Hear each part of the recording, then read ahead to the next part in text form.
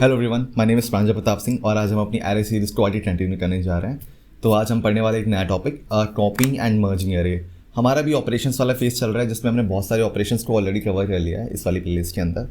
And आज हम इसके लेक्चर नंबर 10 पे हैं and this is video number 12 in this series. तो इसमें हम समझने वाले हैं what is कॉपिंग and merging in the array, ये कैसे ऑपरेशंस होते हैं, कैसे परफॉर्म किए जाते हैं एंड और भी इसके बारे में समझेंगे। So let's start with our video. तो आज हम क्या पढ़ने वाले हैं, copy elements from one array to another, मतलब कि एक एरे से हम दूसरे एरे के अंदर एलिमेंट्स को कैसे ट्रांसफ़र कर सकते हैं। मर्जिंग टू एरेज, मतलब कि कोई दो एरेज होंगी हमारे पास, उनको हम मर्ज कैसे कर सकते हैं, ठीक है। बाकी various techniques for both the operations, इन्हीं ऑपरेशंस को करने के लिए कौन कौन से तरीके होते हैं वो हम समझने वाले हैं। सो अभी तक हमने जितने ऑपरेशंस पढ़े हुए हैं, ऊपर के जितने भी ब्लू टिक्ड है, ये हमने इसी प्लेलिस्ट में कवर कर लिए ऑलरेडी। इस वीडियो में copying an array and merging two arrays हो जाएगा। नेक्स्ट वीडियो में inserting an element and deleting an element हो जाएगा। उसके बाद हम वेक्टर्स के बारे में पढ़ेंगे and once the vectors complete, vectors के थोड़े ऑपरेशंस के बारे में समझेंगे। उसके बाद हम मूव कर सकते हैं अपने प्रॉब्लम सॉल्विंग लीड कोड की तरफ। तो थोड़ी सी प्री रिक्विजिट समझ लेते हैं। Basic knowledge of arrays in C++ होनी चाहिए इस वीडियो के लिए and understanding of for loops, मतलब फॉर लूप के बारे में थोड़ा बहुत आइडिया होना चाहिए यार तुम्हें कि कैसे वर्क करता है वो। नहीं आइडिया है तो मैंने इटरेटिंग द एरे वाला एक वीडियो बनाया था इसी प्लेलिस्ट में, उसमें मैंने फॉर लूप के लिए एक छोटा सा मास्टर क्लास दिया था, उसको देख सकते हो। मैंने यहाँ पे ऊपर ड्रॉप कर दिया होगा इसका लिंक, ठीक है। Familiarity with functions and basic syntax in C++। Syntax जो C++ में होता है उसके बारे में तो थोड़ा आइडिया हो गई तुम्हें। बाकी फेमिलियरिटी विद फंक्शंस क्या होते हैं उसके बारे में थोड़ा तुम्हें आइडिया हो तो फिर काफ़ी ईजी हो जाएगा ये सब कुछ। तो पिछले वीडियो का रिकैप कर लेते हैं। पिछले वीडियो में हमने पढ़ा था कि रिवर्स एन एरे, एक एरे को रिवर्स कैसे किया जाता है। फिर हमने देखा था कि various methods to do it, कि अलग अलग कैसे मेथड्स हो सकते हैं जिसमें हम एक एरे को रिवर्स कर सकते हैं। इंट्यूशन बिल्ड किया था हर एक मेथड को यूज़ करके, कि हर एक मेथड डायरेक्टली हमने ऐसे नहीं बताया था कि यार इस मेथड को यूज़ किया जा सकता है। हमने हर मेथड के लिए एक इंट्यूशन बिल्ड किया था, कि आइडिया बिल्ड किया था कि रियल वर्ल्ड में अगर तुम कैसे कर रहे होते हो उसको, ठीक है। So now let's start with our main topic, copying an array. तो how do you copy one array to another array, आप एक एरे को किसी दूसरी एरे के अंदर कैसे कॉपी करते हैं। तो यहाँ पे हमारे पास एक इंट एजेस नाम की एरे है ये वाली, एंड इसमें ये सारे एलिमेंट्स स्टोर हैं। फिर हमने क्या किया, एक कॉपी एजेस नाम की एरे बनाई यहाँ पे। अब ये सेम साइज है ऑफ द एजेस में, जैसे कि हमें 5 एलिमेंट्स है तो कॉपी एजेस के अंदर भी 5 एलिमेंट्स हैं, बट स्टार्टिंग में कॉपी एजेस खाली होने वाला है क्योंकि इसके अंदर भी कोई एलिमेंट्स आए नहीं है।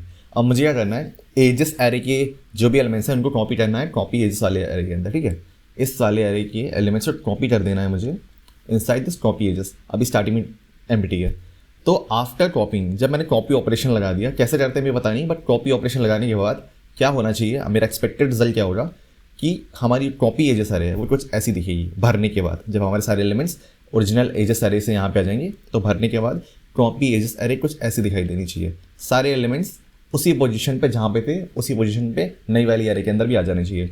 तो हम बोलेंगे कि हाँ, एक एरे को हमने दूसरी एरे के अंदर कॉपी कर दिया with the same state and with the same order जिसमें वो ओरिजिनली थी। ऑलराइट, तो यहाँ पे कुछ की पॉइंट्स हैं सोचने वाले हैं। यहाँ पे we need an extra array that stores the value of our original array. हमें एक एक्स्ट्रा एरे चाहिए जो कि हमारे सारे वैल्यूज को स्टोर कर पा रही है ओरिजिनल एरे के, ठीक है। We can use a loop to do this operation. हम एक लूप का यूज़ कर सकते हैं इस ऑपरेशन को करने के लिए, क्योंकि इफ़ तुम यहाँ पे ध्यान दे रहे हो कि मुझे ये सारे एलिमेंट्स को इस एरे के अंदर डालना है, तो फिर we can pretty much do this यहाँ पे कि मुझे सारे एलिमेंट्स को एक करके इंसर्ट करना है। तो डेफिनेटली मैनुअली तो नहीं करने वाला हूँ कि एरे बहुत बड़ी भी हो सकती है, तो फिर हम एक लूप का यूज़ करने वाले हैं। तो यहाँ पे एग्जांपल समझते हैं। इंट एजेस हमारे पास एक एरे है, इसमें देखो ये सारे एलिमेंट्स वही स्टोर्ड हैं। तो कॉपी एजेस के अंदर ये एलिमेंट्स सारे कैसे आएंगे, 45 देखो 0th इंडेक्स पे है तो वो 0th इंडेक्स पे आ गया 45 यहाँ पे कॉपी एजेस के अंदर। 32 फर्स्ट इंडेक्स पे था, 32 यहाँ पे फर्स्ट इंडेक्स के अंदर आया। वैसे ही सिमिलरली सारे एलिमेंट्स को तुम देखोगे जिस इंडेक्स पे ओरिजिनली थे उसी इंडेक्स पे न्यू वाली एरे के अंदर भी आए हैं, अपने कॉपी के अंदर भी आए हुए हैं। और ये कहीं ना कहीं बिहाइंड द सीन्स ऐसा हो रहा होगा कि जो एजेस हमारी ओरिजिनल एरे है ये वाली, इसके जो 0th इंडेक्स पे जो वैल्यू है मैंने कॉपी एजेस के 0th इंडेक्स पे डाल दी है। ये वैल्यू इसके अंदर कॉपी हो रही है आके, जो एजेस 1 की वैल्यू है वो कॉपी एजेस 1 की कॉपी हो रही है। एजेस 2 वाली जो वैल्यू है वो कॉपी एजेस के सेकेंड इंडेक्स पे जा रही है। तो अल्टीमेटली हम इसको मिरर कर रहे हैं, मतलब कि इस एरे के एग्जैक्टली इस डिक्टो कॉपी बनानी है मुझे। तो फिर ऐसे हो जाएगा, सारे इंडेक्सेस एक्चुअली मैच रहने वाले हैं in the terms of values. सारी वैल्यूज़ ऑब्वियसली हमें मैप करानी पड़ेंगी सेम इंडेक्स से इन द न्यू एरे। तो फिर ऑब्जर्व करोगे कि यार ये सारे इंडेक्स कहीं ना कहीं सेम ही मूव कर रहे हैं। 0 0 में जा रहा है, 1 1 में जा रहा है, 2 2 में जा रहा है, 4 4 में जा रहा है, या फिर n होता तो n में ही जाता। तो फिर यहाँ पे 0 to 4, तो हमारा इंडेक्स यहाँ पे 0 to n वेरी कर रहा है, तो फिर स्टेप्स कांस्टेंट है हमारे, मतलब कि अगर 0 इधर है तो 0 इधर भी है, 1 इधर है तो 1 इधर भी है, मतलब कंसिस्टेंटली कांस्टेंट तरीके से इंडेक्स दोनों एरेज में सेम ही आ रहे हैं। तो हम ये कर सकते हैं, एक लूप का यूज़ कर सकते हैं, एक ओरिजिनल एरे के एलिमेंट्स को अपने कॉपी वाले एरे में कॉपी करना। तो अगर मैं इसी ऊपर वाले सिंटैक्स को एक जर्नल फॉर्म में लिखना चाहूँगा कि यहाँ पे जैसे कि अभी तुमने इंडेक्स लिख दी है, बट अगर मुझे इसे जर्नल फॉर्म में लिखना होता तो मैं आई के फॉर्म में लिखता इसको, कि ये दोनों सेम ही है, तो दोनों साइड आई इधर भी है, आई इधर भी है, एंड आई कहाँ से वेरी कर रहा है 0 to 4, 0 to 4 तक सारी वैल्यूज एक एक कॉपी हो रही हैं। तो यहाँ पे एक लूप हो रहा है आई से 4 तक, या फिर हम ऐसा भी बोल सकते हैं आई इज इक्वल्स टू 0 से लेके आई टू n तक। आई 0 से स्टार्ट हो रहा है और n तक जा रहा है, और जितने भी इंडेक्सेस को हैं वो सब दूसरे एरे में कॉपी कर दे रहा है। ऑलराइट, तो इससे हमें इंट्यूशन मिल गया कि हाँ इसके अंदर लूप तो लगने वाला है। तो इससे हमारा एल्गोरिथम क्या बनने वाला है, pick an element from the original array and put it on exact index of the copy array. एक एलिमेंट को हमें पिक करना है ओरिजिनल एरे से और उसको वापस से एक कॉपी इंडेक्स जो हमारी कॉपी एरे थी उसके अंदर एग्जैक्ट इंडेक्स पे पेस्ट कर देना है। ओरिजिनल एरे पे जिस इंडेक्स पे वो एलिमेंट था, कॉपी एरे के अंदर भी सेम इंडेक्स पे वो वैल्यू आ जाएगी। और मुझे ये फर्स्ट स्टेप को रिपीट करना है जब तक कि कॉपी एरे फुल नहीं हो जाती, या तो हमारा जो 0 to n तक हमारा जो लूप चलने वाला है वो n तक पहुंच ना जाए, तब तक कि हमें सारे एलिमेंट्स को एक एक करके कॉपी करता रहना है, या फिर फर्स्ट स्टेप को रिपीट करना है जब तक कि ये हमारी कंडीशन फुलफिल नहीं हो जाती है। तो उसका सूडो कोड क्या होगा, एक एजेस एरे लिए हमने जिसका साइज n है, एक कॉपी एजेस हमने लिए जिसका साइज n है, फिर मैंने क्या किया, for i is equals to 0, i is equals to 0 से लेके n तक गया मैं, और एजेस आई की वैल्यू ओरिजिनल एरे की जो ith इंडेक्स की वैल्यू है वो मैंने कॉपी एजेस के ith इंडेक्स पे डाल दी। ये वही चीज़ हो रही है जो हमने ऊपर समझी थी। फिर अगर इसका मैं C++ का कोड देखना चाहूँगा तो इस पर इंट एजेस मैंने डिफाइन कर दी है, इसके अंदर कितने भी एलिमेंट्स हो सकते हैं। लेट्स से यहाँ पे n एलिमेंट्स हैं, तो मैंने यहाँ पे इंट n साइज निकाल लिया, size of edges divided by size of edges 0, इससे मैं साइज ऑफ द एरे निकाल सकता हूँ। ये एक साइज ऑफ ऑपरेटर है अगर आपने इसके बारे में पढ़ा हो। फिर मैंने इंट कॉपी एजेस बना ली, मैंने n साइज़ की, सेम साइज़ की बनाई है, जो एजेस का साइज़ था सेम साइज़ का मैंने कॉपी साइज़ भी बना लिया। फिर मैंने वही चीज़ करी, आई इज इक्वल्स टू 0 से लेके I is less than n तक गया और आई प्लस प्लस करता रहा, और एजेस आई की वैल्यू कॉपी एजेस के ith वेरिएबल पे या फिर इंडेक्स पे कॉपी करता रहा। इससे मेरी पूरी एरे कॉपी हो जाएगी। तो इसमें भी कुछ की पॉइंट्स हैं जो तुम्हें याद रखने पड़ेंगे कि एरे साइजेस मस्ट मैच। जो कॉपी एजेस का साइज़ है वो ओरिजिनल एरे का भी साइज़ होना चाहिए, मतलब कि जो हमारा ओरिजिनल एरे था उसका जो भी साइज़ था वही उसी साइज़ के हमें कॉपी एजेस भी बनाना है, क्योंकि सारे एलिमेंट्स को हमें अकोमोडेट करना चाहिए। फिर a loop must be use to traverse an array. एक लूप का हमें यूज़ करना पड़ा यहाँ पे एक एरे को ट्रेवर्स करने के लिए, क्योंकि मुझे सारे एलिमेंट्स को ट्रांसफर करना था। तो इससे अब हमारा पहला वाला जो कॉपी करने का तरीका था वो हो गया। तो अब हम समझते हैं टाइप्स ऑफ एरे कॉपिंग, कि एरे को कॉपी करने के भी कितने तरीके होते हैं। तो देखो यार, पहला तरीका होता है शैलो कॉपी एंड दूसरा होता है डीप कॉपी। क्या होते हैं ये दोनों, समझते हैं। Shallow copy for the arrays, a shallow copy occurs when you copy the pointer to the array, not the contents of the array itself।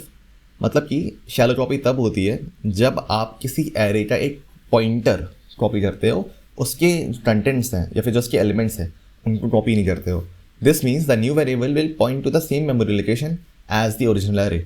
इसका मतलब ये होता है कि हमारा जो न्यू, तो इसका मतलब ये होता है कि जो हम नया वेरिएबल बना रहे हैं अपने एरे के लिए, मतलब जो एरे का हमारा नया नाम दिया, लेट्स से एरे 2 एरे 3 जो भी हमने नाम दिया उसको, तो जो वो एरे का नाम होगा या फिर जो पॉइंटर होगा हमारा, वो ओरिजिनल एरे जो भी थी हमारी जिससे हमने कॉपी किया है उस पे ही पॉइंट करेगी जाके, उसकी ही मेमोरी लोकेशन पे पॉइंट कर देगी जाके। And any modification made through one pointer will affect the both arrays. मतलब कि अगर मैंने ओरिजिनल एरे में भी कोई चेंज कर दिया, कोई एलिमेंट को मैंने लेट्स से मॉडिफाई कर दिया, और मैंने कॉपी वाली एरे में भी कोई एलिमेंट को मॉडिफाई कर दिया, तो दोनों ही एरे के अंदर इसमें चेंजेस आएंगे। और ये सब कैसे वर्क करता है, अभी डेफिनेशन में भी शायद समझ ना आई हो, तो हम एग्जाम्पल से समझ लेंगे ये क्या हो रहा है यहाँ पे। तो यहाँ पे एग्जाम्पल से समझते हैं कि ये चीज़ें काम कैसे कर रही हैं, शैलो कॉपी एग्जैक्टली बनती कैसे है। यहाँ पे मैंने एक इंट पॉइंटर एजेस का ले लिया। अब मैंने इसमें डायनामिक एलोकेशन के बारे में बताया था कि डायनामिक एलोकेशन से एरे कैसे बनाई जाती है।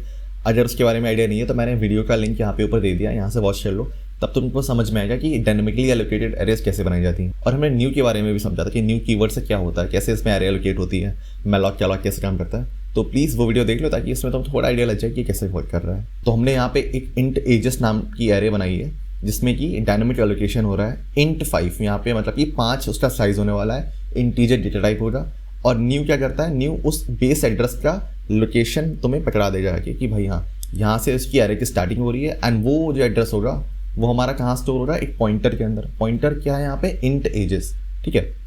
तो इंट एजेस कहाँ पे पॉइंट कर रहा होगा इस टाइम पे, base address of the array. ये हमारी एजेस एरे है, एंड मतलब ये वाली हमारी एजेस एरे है, और उसको पॉइंट कर रहा है एजेस पॉइंटर, और इसका बेस एड्रेस यहाँ पे लेट्स अज्यूम 100 है। तो ऐसे हमारी एक एरे बन गई डायनेमिकली एलोकेटेड वाली। तो इसमें अब मुझे एक कॉपी एरे बनानी है, तो कैसे करूँगा, इंट पॉइंटर कॉपी एजेस, मतलब मैंने कॉपी एजेस नाम का पॉइंटर बना लिया और उसमें मैंने एजेस की वैल्यू स्टोर करा दी, मतलब मैंने इसको इज इक्वल्स टू एजेस कर दिया। अब एजेस के अंदर ऑलरेडी क्या स्टोर है, 100, क्योंकि वो 100 को पॉइंट कर रहा है जो उसका बेस एड्रेस है एरे का, जो कि अब स्टोर हो जाएगा कॉपी एजेस के अंदर, ठीक है। अब यही एजेस का जो भी बेस एड्रेस था, क्योंकि डेफिनेटली एजेस के अंदर 100 ही स्टोर है, क्योंकि वो पॉइंटर है। पॉइंटर कहाँ पॉइंट कर रहा है, base address of the array. अब उसका जो भी एड्रेस था मैंने किसके इक्वेट करा दिया, कॉपी एजेस के। कॉपी एजेस के अंदर अब ये 100 आ जाएगी, 100 एड्रेस पे पॉइंट कर रहा है। अब इसमें क्या हुआ, only pointer is copied not the array data, मतलब कि इस सिचुएशन में क्या हुआ, सिर्फ तुम ध्यान दे रहे हो कि सिर्फ तुम्हारा एड्रेस कॉपी हुआ है कॉपी एजेस का, ये जो वैल्यूज़ हैं या फिर जो इसका डेटा है वो तो भी कॉपी नहीं हुआ है। इससे क्या फ़र्क पड़ रहा है, तो इससे क्या रिजल्ट आने वाला है, हमारा जो एजेस तो अभी भी पॉइंट कर रहा है 100 पे, क्योंकि इसके पास 100 एड्रेस है, base address of the array. जो हमने कॉपी एजेस बनाई थी उसके अंदर भी 100 वैल्यू पड़ गई थी, अब वो भी पॉइंट कर रहा है इसी एजेस एरे के। तो ठीक है, अब क्या हुआ, ये दोनों सेम लोकेशन पे अभी पॉइंट कर रहे हैं, तो both are pointing to the same array और द सेम मेमोरी ब्लॉक। अब ये दोनों सेम एरे या फिर सेम मेमोरी ब्लॉक में ही पॉइंट कर रहे हैं। Any change to the copy ages will be reflected over the ages. अभी अगर मैं कोई भी चेंजेस कर दूं कॉपी एजेस के अंदर, लेट्स से कि मुझे कॉपी एजेस का 0th इंडेक्स पे जाकर 75 वैल्यू डाल देनी है, तो मैंने यहाँ पे क्या किया, कॉपी एजेस के 0th इंडेक्स पे 75 वैल्यू डाल दी। अब क्या होगा कि अगर तुम एजेस यहाँ पे प्रिंट कराना चाहते, एजेस का 0th वेरिएबल जो 0th इंडेक्स होता है, तो यहाँ पे 75 वैल्यू आती। इसमें क्या हुआ कि एक एरे के अंदर मैंने चेंज किया, तो डेफिनेटली वो दोनों सेम मेमोरी ब्लॉक पे ही पॉइंट कर रहे हैं, सेम एरे पे ही पॉइंट कर रहे हैं। तो फिर वो ओरिजिनल एरे जो एजेस थी उसके अंदर भी देखो रिफ्लेक्ट हो रहा है, वो भी वैल्यू चेंज हो गई। तो इस वाले मेथड में प्रॉब्लम क्या आती है, memory issues. If you delete ages array, मतलब कि अगर मैंने एजेस एरे को डिलीट कर दिया, then the copy ages becomes invalid और डैंगलिंग पॉइंटर। क्या मतलब है डैंगलिंग पॉइंटर का, अभी समझते हैं। इसमें यह हुआ कि अगर तुमने एजेस एरे जो हमारी ओरिजिनल थी, ये वाली एरे, इसको डिलीट कर दिया, तो हमारी कॉपी वाला एरे था, कॉपी एजेस हमने बनाया था, वो भी इनवैलिड हो जाएगा और जो पॉइंटर है वो डैंगलिंग पॉइंटर बन जाएगा। क्या मतलब होता है इसका, समझ आता हूँ। जैसे कि ये एजेस वाली एरे है हमारी, है ना, और मेरा क्या मन किया कि मैंने उसको डिलीट कर दिया। डिलीट जो कीवर्ड होता है उससे मैं डिलीट कर सकता हूँ, या फिर मैं फ्री कर सकता हूँ जब मैं सी लैंग्वेज में काम कर रहा हूँ। तो मैंने क्या किया, ये पूरी एरे सेलेक्ट करी और मैंने डिलीट कर दिया मेमोरी से, डिलीट कीवर्ड यूज़ करके। अब क्या हुआ, अभी तक तो कॉपी एजेस 100 पे पॉइंट कर रहा था, ठीक है, क्योंकि अभी तक ये 100 पे पॉइंट कर रहा था कि जब यार ये मैंने एजेस एरे बनाई थी, वो न्यू कीवर्ड या फिर मैलॉक कैलॉक जो भी मैंने करके बनाया था एरे, तो उसके लिए एक अलग से मेमोरी ब्लॉक बना होगा मेमोरी के अंदर, वो उसके लिए एलोकेटेड थी। अब जब मैंने उसको ही डिलीट कर दिया तो उसकी पूरी जो एरे एलिमेंट्स था, डेटा था, वो सारा गायब हो गया। तो वो डेटा ही गायब हो गया, वो एरे ही नहीं बची, तो ये एड्रेस भी नहीं बचेगा। अब ये एड्रेस किसी ऐसी लोकेशन पे पॉइंट कर रहा होगा जो उसको पता ही नहीं है कि कहाँ पे जाना है इसको, तो ये डैंगलिंग पॉइंटर बन जाएगा। इसको मतलब ये लड़कता हुआ पॉइंटर है, इसको नहीं पता कि ये कहाँ पे पॉइंट कर रहा है। तो एक मेमोरी इशू है बहुत बड़ा। ओरिजिनल एरे डिलीट होगी तो ये वाली एरे भी कहीं ना कहीं डैंगलिंग पॉइंटर में कन्वर्ट हो जाएगी। दूसरा पॉइंट है unintentional modifications. Any change in one array is reflected in the other. अभी हमने ऑब्जर्व किया था ऊपर कि जब मैं कॉपी एजेस में कोई वैल्यू डाल दी थी 75, तो ओरिजिनल एरे जो थी हमारी एजेस, उसके अंदर भी 75 आ गया था।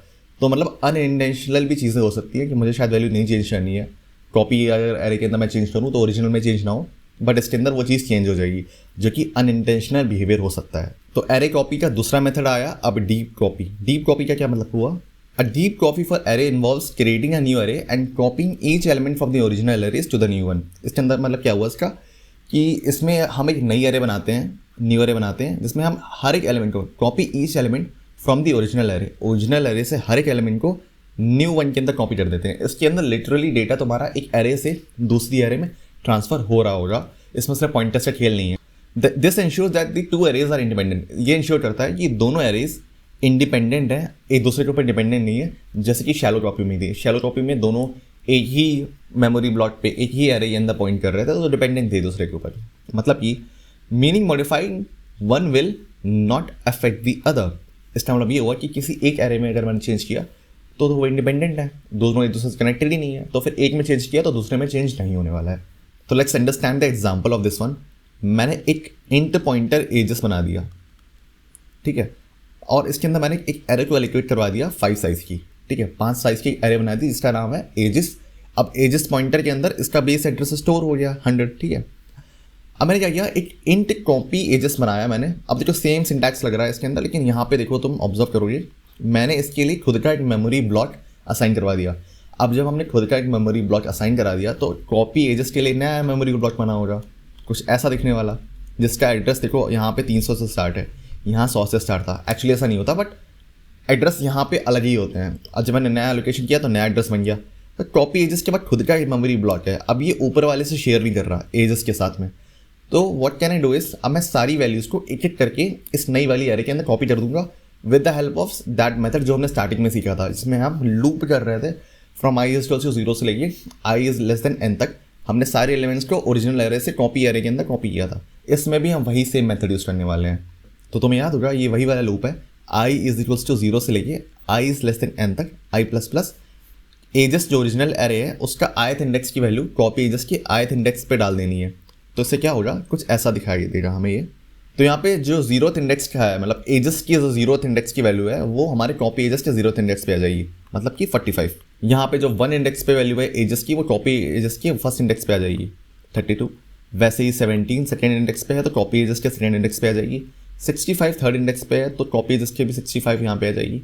43 फोर्थ इंडेक्स पे है तो कॉपी एजेस के भी फोर्थ इंडेक्स पे आ जाएगी। तो ऐसे हमने देखा एक नॉर्मल जैसे हमने कॉपी वाला ऑपरेशन यूज़ किया था, यहाँ पे भी वही ऑपरेशन यूज़ किया है। बट इसमें क्या हुआ कि एक नई मेमोरी लोकेशन बनी है कॉपी एजेस के लिए, तो ये इंडिपेंडेंट होगी, खुद की मेमोरी होगी इसके पास। तो इसी को हम डीप कॉपी बोलते हैं कि यार हाँ, एक डीप कॉपी हमने अलग से बना दी, इसके अंदर कोई भी डिपेंडेंसी नहीं है, सब कुछ अपना अलग अलग इनका है। तो इसके बेनिफिट्स क्या हैं? मेमोरी सेफ्टी है कि इसके अंदर कोई अगर मैंने एक एरे गलती से डिलीट भी कर दी, लेट्स से अगर मैंने यहाँ पे इस एजेस को यहाँ से डिलीट कर दिया, तब भी कॉपी एजेस का एग्जिस्टेंस अभी भी है, वो अभी भी मेमोरी ब्लॉक में एग्जिस्ट करेगी, उसका खुद का ही मेमोरी ब्लॉक है। तो फिर मुझे फ़र्क नहीं पड़ता कि ओरिजिनल एरे के साथ मैंने क्या किया, ठीक है। इसका दूसरा बेनिफिट क्या है? No shared state. अब ये सेम ही चीज़ होगी कि यार इनका स्टेट भी शेयर नहीं हो रहा है। मतलब कि अगर मैंने यहाँ पे कोई वैल्यू चेंज कर दी, लेट्स से अगर मुझे यहाँ पे चेंज करना है और मुझे यहाँ पे लाके 36 लग कर देना है, तो ओरिजिनल एरे में भी 36 नहीं हो रहा होगा, यहाँ पे 32 ही रहेगा। तो इनकी शेयर स्टेट नहीं होती है। तो अब हम जल्दी से समझ लेते हैं इनके बीच के डिफरेंसेस क्या होते हैं। देखो यहाँ पे शैलो कॉपी है, यहाँ पे डीप कॉपी है। मेमोरी शेयरिंग, शैलो कॉपी में क्या होता है, both arrays share the same memory block. अभी हमने ऊपर देखा था शैलो कॉपी जब भी बना रहे थे तो सेम मेमोरी ब्लॉक में ही दोनों बेस एड्रेस पे पॉइंट कर रहे थे, ठीक है। डीप कॉपी में क्या हुआ, दोनों जो एरेज हैं उनके लिए खुद के मेमोरी ब्लॉक्स असाइन हुए थे, जैसे अभी हमने ऊपर चेक किया था, दोनों के लिए अलग से मेमोरी ब्लॉक्स बना दिए हमने। Data कॉपिंग, only pointer is copied. Shallow copy में तुम्हारा सिर्फ पॉइंटर ही कॉपी हो रहा था। एक पॉइंटर मैंने बनाया था कॉपी एजेस का, उसके अंदर 100 वैल्यू आ रही थी ओरिजिनल वाले एजेस की जो 100 वैल्यू स्टोर थी, सिर्फ इसमें पॉइंटर ही कॉपी हुआ था। इसमें क्या होता है, डीप कॉपी में सारे के सारे एलिमेंट्स मैंने एक एक करके कॉपी किए, तो all elements of the array are copied. Modifying arrays, इसमें शैलो कॉपी में क्या होता है कि अगर तुमने किसी एक एलिमेंट को भी मॉडिफाई कर दिया तो वो दूसरे वाले को भी इफेक्ट करने वाला है। डीप कॉपी में इसका जस्ट उल्टा होता है, तुमने किसी भी एरे के अंदर कोई भी मॉडिफिकेशन किया तो वो न्यू वाले एरे में रिफ्लेक्ट नहीं होने वाला है, या फिर न्यू वाली में कोई चेंज किया तो ओरिजिनल में इफेक्ट नहीं होने वाला है। मेमोरी सेफ्टी में इसमें क्या हुआ, risk of double deletion and dangling pointers. मतलब कि अगर मैंने गलती से शैलो कॉपी बनाई और उसमें मैंने ओरिजिनल एजेस सारे डिलीट कर दी थी, तो या करो एक डैंगलिंग पॉइंटर बन गया था कॉपी एजेस के लिए, क्योंकि अब वो कहीं पे पॉइंट ही नहीं कर रहा है। डीप कॉपी में जस्ट उल्टा है। अभी मैंने जैसे ऊपर वाला original ages array deep copy में डिलीट किया था, तो नीचे वाला खुद में एग्जिस्ट कर रहा था, क्योंकि उसका खुद का ही एक मेमोरी है, अपनी मेमोरी खुद मैनेज करता है वो। अच्छा, अगर तुम्हें डीप कॉपी इन C++ बनानी है तो तुम कैसे बना सकते हो? एक हैश इंक्लूड एल्गोरिथम तुम्हें लाइब्रेरी इंक्लूड करनी पड़ेगी। तुमने एक इंट पॉइंटर अरे 1 का बना लिया, इंट पॉइंटर अरे 2 का बना लिया और दोनों के लिए मेमोरी ब्लॉक्स को असाइन कर दिया।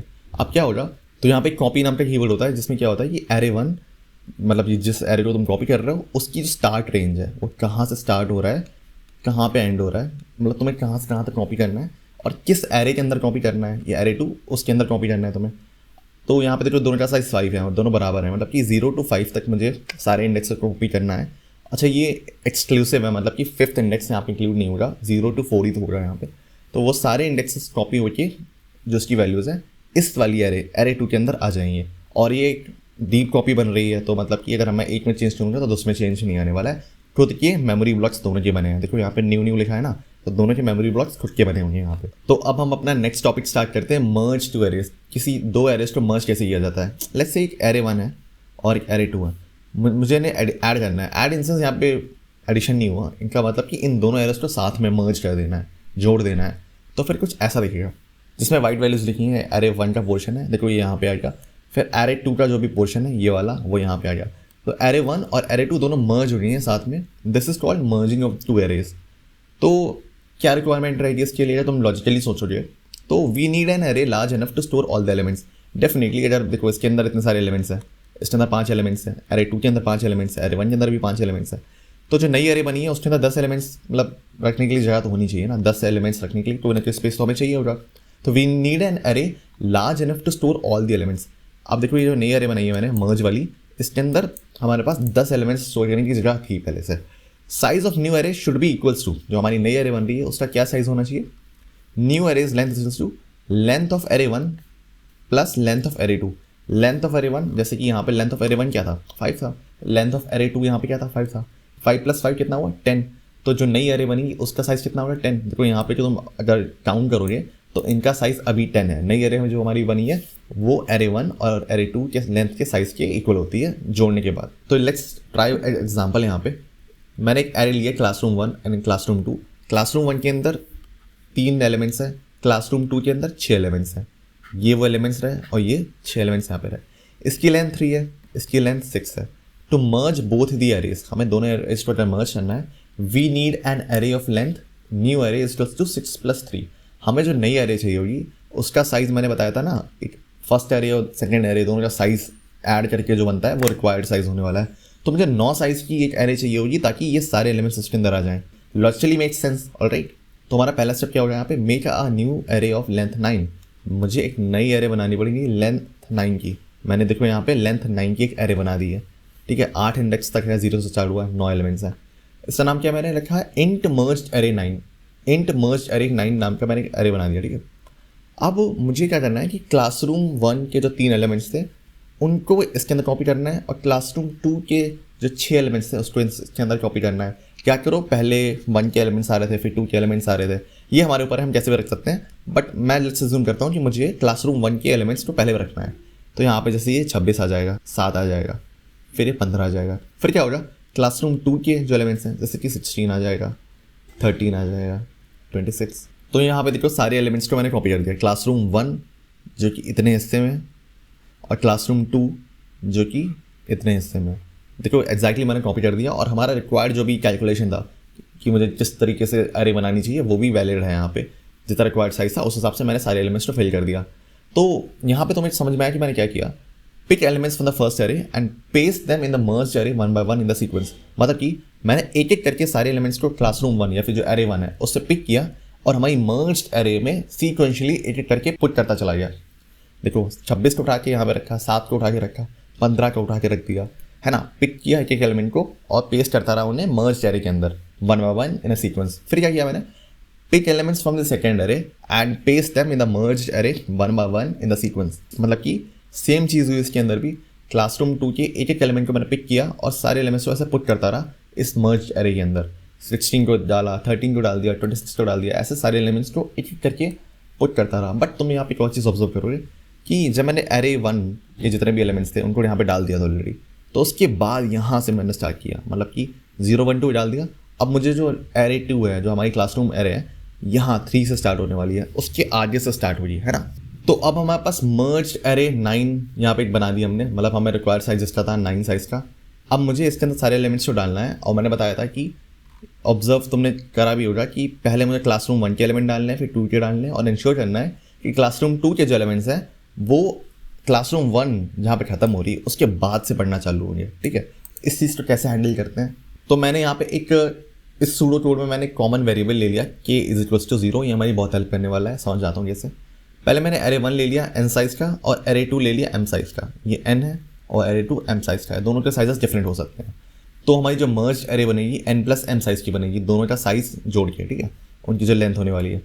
तो हम क्या करेंगे, फॉर i = 0 से n तक, मतलब कि जो पहली एरे थी ये वाली, इसको यहाँ से लेके यहाँ तक कॉपी करना है 0 to n तक। इसका साइज़ n है ना यहाँ पे, तो 0 to n तक हमें जाना है। यहाँ पे i = 0 से लेके i n तक जाना है। फिर merged array k = array 1 of i, मतलब एरे 1 के मुझे हर एक एलिमेंट को, मतलब हर ith एलिमेंट को कॉपी करना है किसके अंदर, मर्ज्ड एरे के kth इंडेक्स पे। स्टार्टिंग में k = 0 है, तो यहाँ पे k का रोल क्या है, जैसे कि i और k, जब i 0 पे था तो k यहाँ पे कितने पे है, 0 पे है अभी।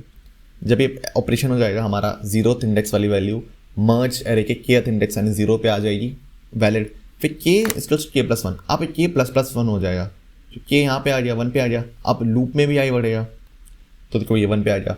अब i के इंडेक्स पे जो वैल्यू है, एरे 1 के ith इंडेक्स वाला 1 पे जो वैल्यू है, वो मर्ज एरे के kth इंडेक्स वाली वैल्यू पे कॉपी हो जाएगी, मतलब फर्स्ट इंडेक्स पे हो जाएगी।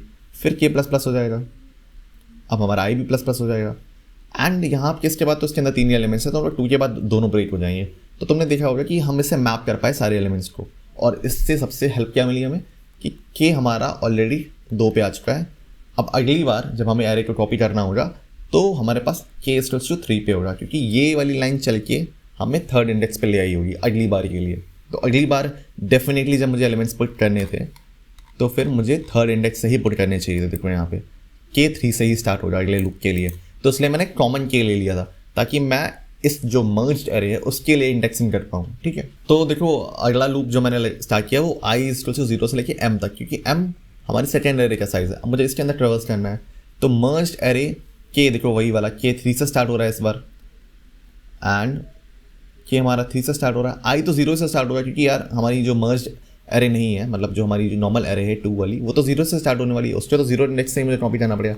बट हमारी मर्ज एरे k = 3, क्योंकि हमारे ऑलरेडी स्टार्टिंग में एलिमेंट्स पढ़ चुके थे, तो अब k वहाँ से चालू हो रहा है। तो इसी से हम सारे एलिमेंट्स को कॉपी करते रहेंगे एंड k+1 करते रहेंगे। इससे हमारी पूरी एक मर्ज एरे फिल हो जाएगी। तो इसका हम C++ कोड समझ लेते हैं। एक एरे 1 एरे 2 ले ली मैंने, साइज़ 1 साइज़ 2 भी ले लिया, दोनों के हम इसे मैनुअली भी निकाल सकते हैं कि जो साइज़ ऑफ ऑपरेटर यूज़ करके, बट यहाँ पे हमें पता था साइज़, तो हमने ले लिया। मर्ज एरे 8 साइज़ की 5+3 कर दिया। इंडेक्स कहाँ से स्टार्ट हो रहा है, इंडेक्स जा तुम k लिख सकते हो, मैंने यहाँ पे इंडेक्स लिख लिया ताकि थोड़ा अच्छा दिखे। पहला लूप वही कर रहा है, i = 0 से लेकर साइज़ 1 तक जा रहा है, मतलब n तक जा रहा है। मर्ज एरे इंडेक्स ये इंडेक्स या फिर k मैंने यहाँ पे लिख दिया, और ith इंडेक्स की हर वैल्यू को मर्ज इंडेक्स के इंडेक्स वाली वैल्यू पे डालता रहा और इंडेक्स ++ करता रहा। इंडेक्स देखो वही कंटिन्यू हुआ तुम्हारे दूसरे वाले लूप में यहाँ पे, मतलब कि जैसे हमारा i = 3 वहाँ पे था, यहाँ से 3 से स्टार्ट हुआ, और ये i तो 0 से स्टार्ट होता दूसरे वाले एरे के लिए भी, और ये साइज़ 2 तक जा रही है, मतलब m तक जा रही है इस बार। एंड फिर मैंने उस एरे को प्रिंट कर दिया, और प्रिंट करने के लिए मुझे क्या करना पड़ेगा, साइज़ 1 + साइज़ 2, क्योंकि मर्ज एरे का साइज़ तो यही है। तो अब हम कुछ built in function in C++ के बारे में समझ लेते हैं कि यार पहले से भी कुछ ऐसे फंक्शंस बने हुए हैं जिसमें कॉपी एंड मर्ज की फंक्शनैलिटी हमें आउट ऑफ द बॉक्स पहले से ही मिल जाती है, एंड ये लाइब्रेरी फंक्शंस भी हैं C++ के। तो कॉपी कैसे किया जाता है, तो कॉपी सिंटैक्स हमारा एरे का क्या होता है, एरे 1 और एरे 1 + n यहाँ पर लिख दिया मैंने, फ्रॉम टू, मतलब कहाँ से एरे को कॉपी करना चालू करना है, कहाँ तक मुझे कॉपी करवाना है। ओरिजिनल एरे है जो हमारी, उसके स्टार्टिंग से लेके एंड कहाँ तक की हमें उस रेंज को कॉपी कराना है, वो ओरिजिनल एरे की, और किसके अंदर कॉपी कराना है, एरे 2 के अंदर कॉपी कराना है। तो यहाँ पे एरे 2 का नाम आएगा। तो सेकंड एग्जाम्पल से क्या कहता है, फ्रॉम टू, वही चीज़ ऊपर वाली की एरे 1 जो ओरिजिनल है हमारी, उसको मुझे कहाँ से कहाँ तक कॉपी करना है। अब मैं ये भी करवा सकता हूँ कि कॉपी ऑन +3 इंडेक्स, मतलब कि एरे 2 में कितने इंडेक्सेस छोड़ के कॉपी करना चालू करना है। ऐसा भी हो सकता है कि मुझे स्टार्टिंग के 3 इंडेक्स या 4 इंडेक्स पे कॉपी नहीं करना है, उसके आगे से भरना चालू करना है। तो I can define this also कि एरे 2 में स्टार्टिंग के 3 पोजीशन को छोड़ दो, फिर भरना चालू करो। तो यहाँ पे ये इसका सिंटैक्स बनेगा। मर्ज करने के लिए भी हमारे पास एक सिंटैक्स दिया है इन्होंने, हैश एल्गोरिथम, यही वाला हैश एल्गोरिथम तो मैं लगानी पड़ेगी इसके लिए। फिर तुम क्या कर सकते हो, यहाँ पे मैंने पहली एरे बनाई इन फर्स्ट, इसका 3 साइज़ है। सेकेंड एरे बनाई, इसका साइज़ क्या है, 3 है। जो हमारी मर्ज एरे है इन दोनों का एडिशन होने के बाद बनेगी, मतलब 6 साइज़ की एरे हमें चाहिए होगी। फिर मैंने एक मर्ज फंक्शन जो है हमने कॉल कर दिया, एरे 1 + 3, मतलब कि एरे 1 यहाँ से स्टार्ट होगी और 1 + 3, मतलब कि जो एक्सक्लूसिव है तो उसके लिए +3 लिखना पड़ेगा। तो मतलब 0 1 2 तक जाएगा, ये उन इंडेक्सेस को कॉपी करेगा। पहले एरे की रेंज, दूसरे एरे की रेंज 0 से लेके 2 इंडेक्स तक जाएगा, यहाँ पे भी 0 से लेके 2 इंडेक्स तक जाएगा। इनको मर्ज करेगा और किसके अंदर पुट कर देगा, एरे 3 के अंदर, टू बी मर्ज्ड इन। इसके अंदर हमारी वो मर्ज वाली जो भी एरे है दोनों की कॉपी हो जाएगी आके। तो मैंने होमवर्क प्रॉब्लम सारे डिस्क्रिप्शन में दे दिए हैं, please do check them out and उनको ट्राई आउट करना, एंड आई विल होप कि वो तुम्हें हेल्प आउट करें। And thank you very much for watching, and please do like, share and subscribe, that helps me a lot. Thank you very much.